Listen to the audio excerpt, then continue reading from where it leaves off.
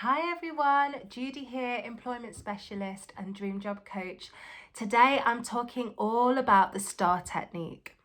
If you are unsure about what it is, been told to use it, trying to prepare for an interview and know that you're going to have to answer your questions, maybe using the technique, in this video, I'm going to explain the pitfalls of the technique. I'm going to offer you some alternatives, and I'm just really wanting to empower you with information that very often isn't shared, and it really should be.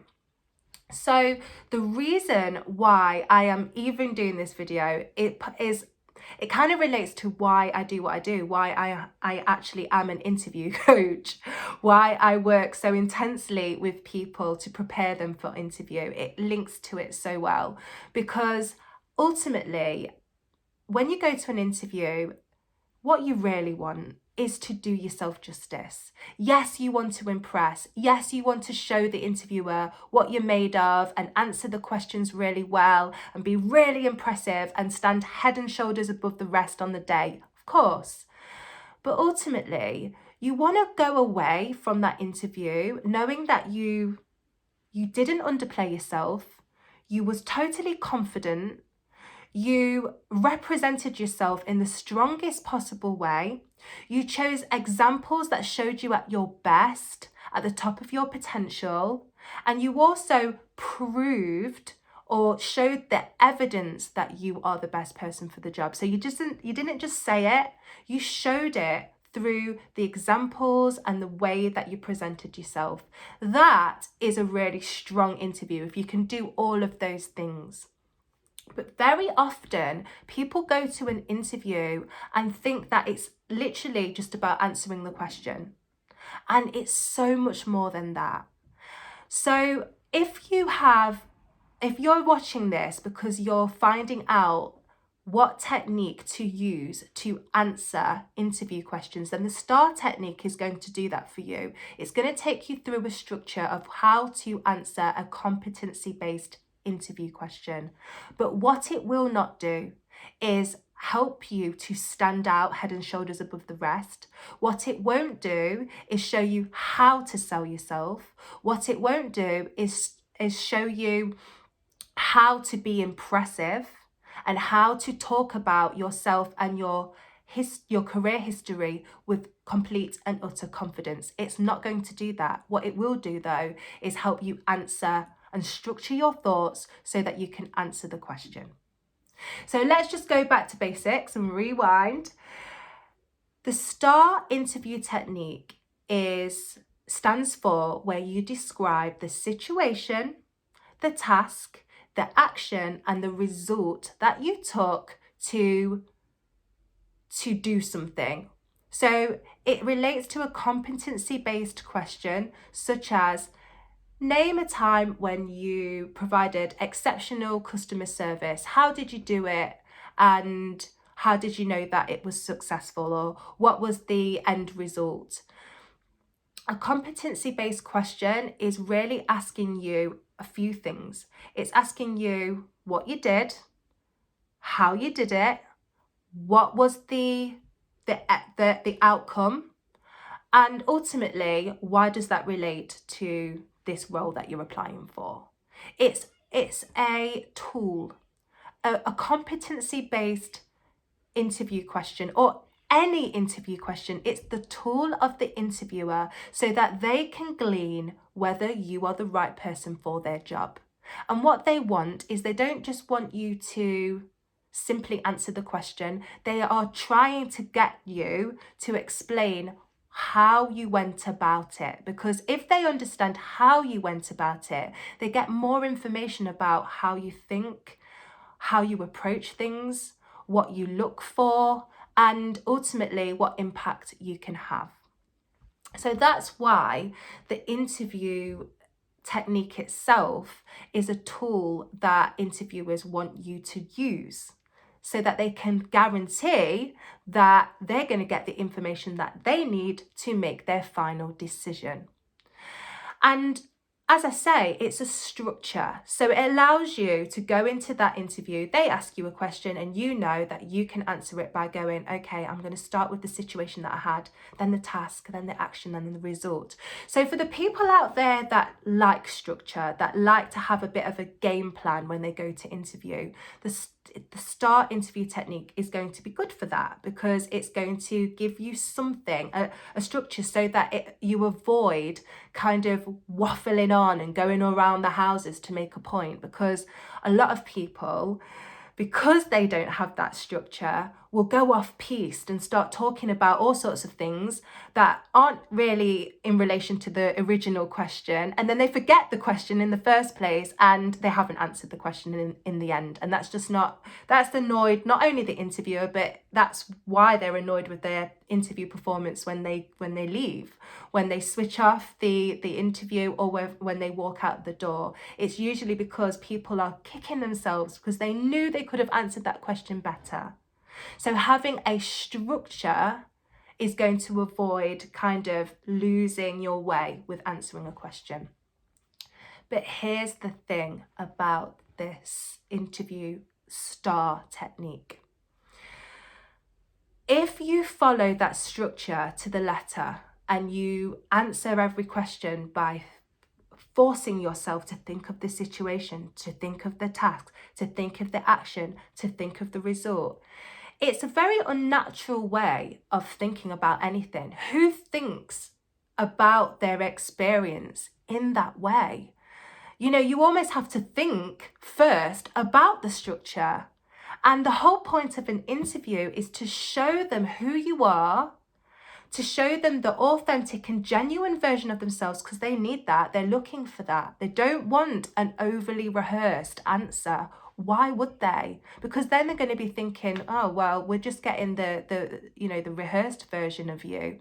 We want to know the real version, because we don't want to give you the position if we're not going to get the real person that we need to see on the day of the interview. That's a big risk. If they can't be 100% sure that you can deliver, they're not going to give you the job.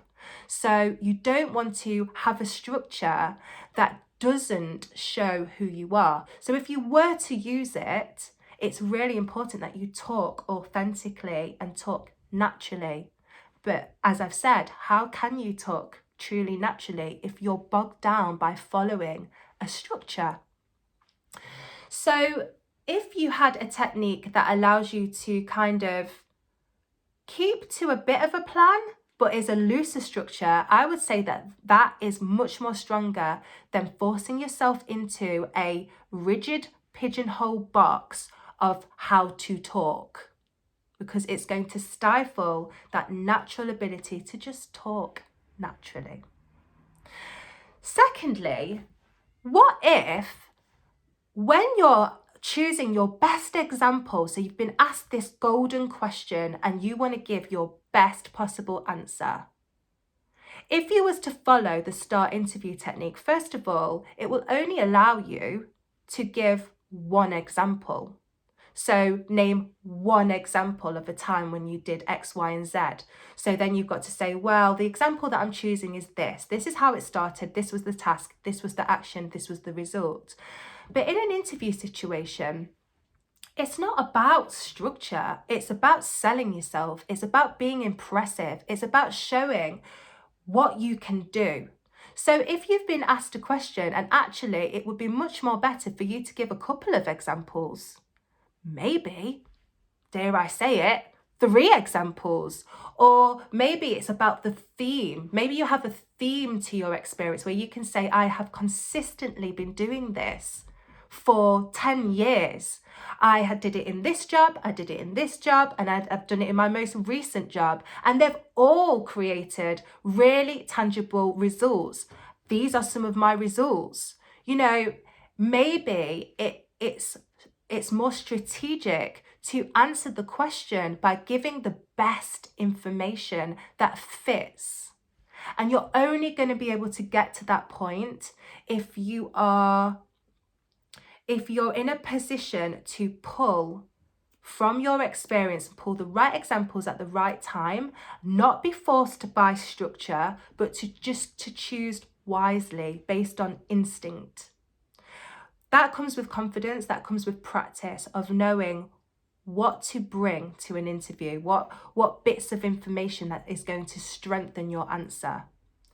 So for anybody who's following rigidly the interview star technique, I would question whether or not that technique will work for some questions, because what if you want to give 3 results, or you really want to cement how good you are at doing this particular thing by giving more than one example. It's all right having a structure, but also you kind of need that freedom and that leeway to do what you need to do to sell yourself. And that isn't always fitting into a neat structural box, is what I'm trying to get at here. Finally, in an interview situation, it's not all going to be competency based. They're going to ask all sorts of questions. They're going to ask open questions. They might ask closed questions. They might ask hypothetical questions. They may ask how you see yourself in 3 years' time. You're not going to be able to answer those questions using the STAR technique. So having a structure where you can almost sort your thoughts quickly, because you do have to think on your feet in an interview, and a structure that allows you to not go off tandem. Yes, totally agree, you do need a structure, but not as rigidly as a situation, the task, the action, the result, because all that's going to do is stifle the fluidity of answering a question. And then you're going to start forgetting, the experience and the things that you really do need, because you're focusing so heavily on the actual order and the structure. So interviews are not linear. There's going to be a mixture of different interview questions, and actually the art of a strong interview is just using your instincts, using your confidence, using your personality, using the things at your disposal to really show who you are and what you can do. And I totally agree that you do need a technique, but I would be very wary of relying heavily on the STAR interview technique for all the reasons that I've talked about.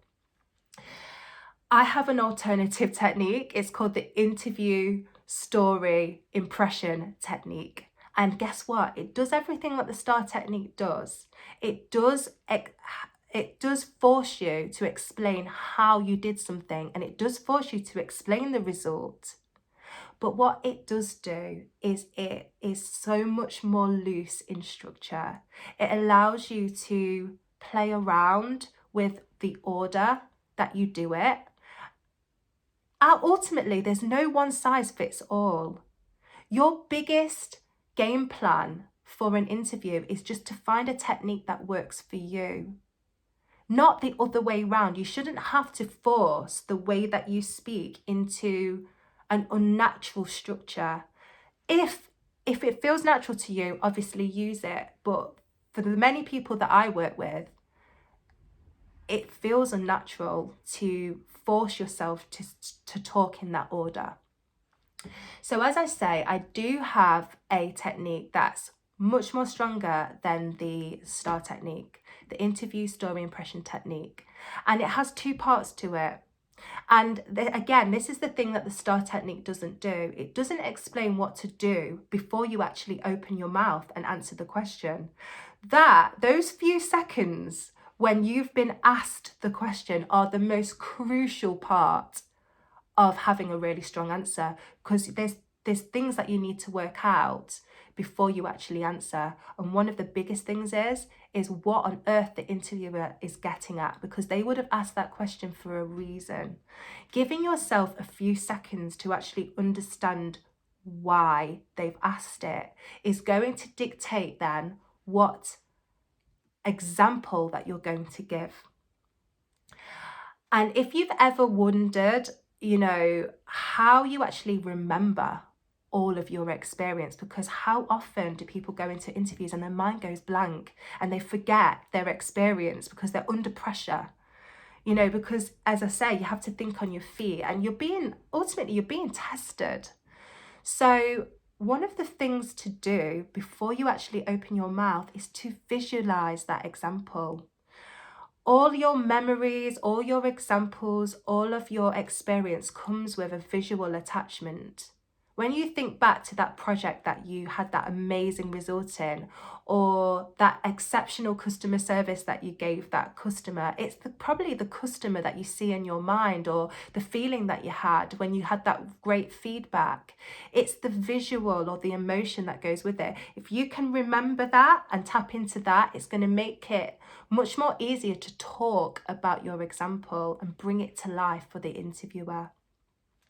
And then when you're actually ready to answer the question, you've got the example in your mind, there is a structure that you can follow, but it doesn't have to be as rigid as the STAR technique. So if you would like to find out about the technique that I coach, which is totally free, there's a downloadable steps, then look in the video notes and have a look at it, because it is so much more stronger than the STAR technique. As I said, if it works for you, use it. But I just really wanted to share this with you because there are some really big pitfalls with relying on a technique. And the most important thing, if there's one thing to take away from this video, it's to find a technique that works for you. It doesn't have to be mine. It doesn't have to be the STAR technique. But having a game plan that allows you to bring yourself to life and to do yourself justice in interview is much more important than the order in which you speak. So I hope you found this useful. And as I say, if you want any more information, then have a look and click the information that I've got. So speak to you soon. If you haven't subscribed, then please do so. And like if you found it useful. Okay, see you soon.